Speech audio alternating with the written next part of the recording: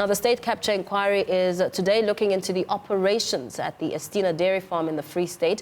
The project was meant to benefit small-scale black farmers, but none of the funds got to them.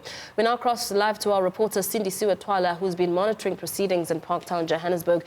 Cindy, a very good morning to you. You've been keeping a close ear on what's coming out of the proceedings. We know that the initial costs and plans of the Free dairy farm came out today. What did you learn from that?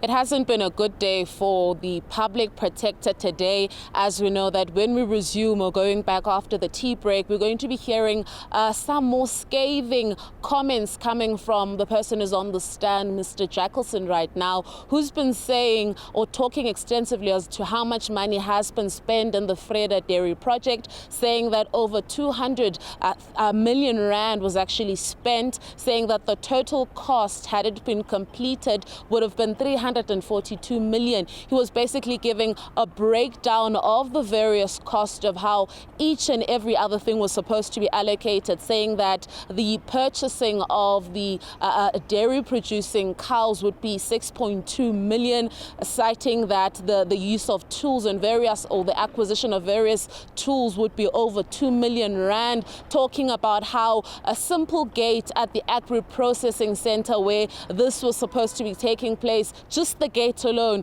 amounted to 2.6 million rand, saying that when they spoke to the Premier at the time, the former Premier of the Free State, Ace Magashule, he mentioned that no, the 2.6 million isn't just for the gate, but it also had to do with purchasing or hiring of specific officers. But what we've been getting for the past hour or so is a breakdown, as well as to familiarize ourselves, showing us various diagrams as to what this particular area looked like and who was supposed to benefit. We know that the person on the stand currently is the original complainant who brought the matter up to the public protector in 2013, and that the previous public protector, Tulima Donsela, investigated and handed it over when she left office to the now public protector, Busisiwe Mkhwebana. And we know that in May, unfortunately, the High Court ruled against her, saying that the judgment, or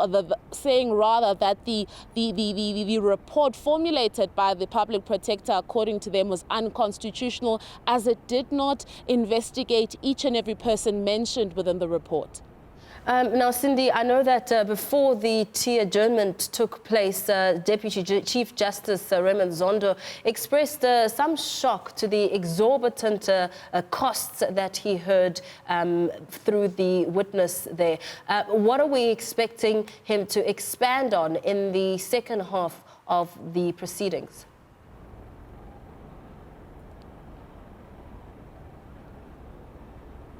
What we're expecting him, as well as the person on the stand right now, Mr. Jackelson, is to talk extensively as to what the original complaint was, because what a lot of us are now privy to is the report issued by the public protector, but we're actually going to get behind the formulation of the various complaints that were brought to her as to how much money was spent for various other things and how this particular money was spent. We also now heard we've now heard how the person on the stand, Mr. Jackelson, first heard of this particular issue, saying that he was made aware of it by Msebenzi Zwana, the former MEC of Agriculture, in 2011, where he told him that this particular project was to assist in the agri-processing in the area, saying that the Free State produces raw material and unfortunately it's exported out of the province to other parts and brought back as goods for people to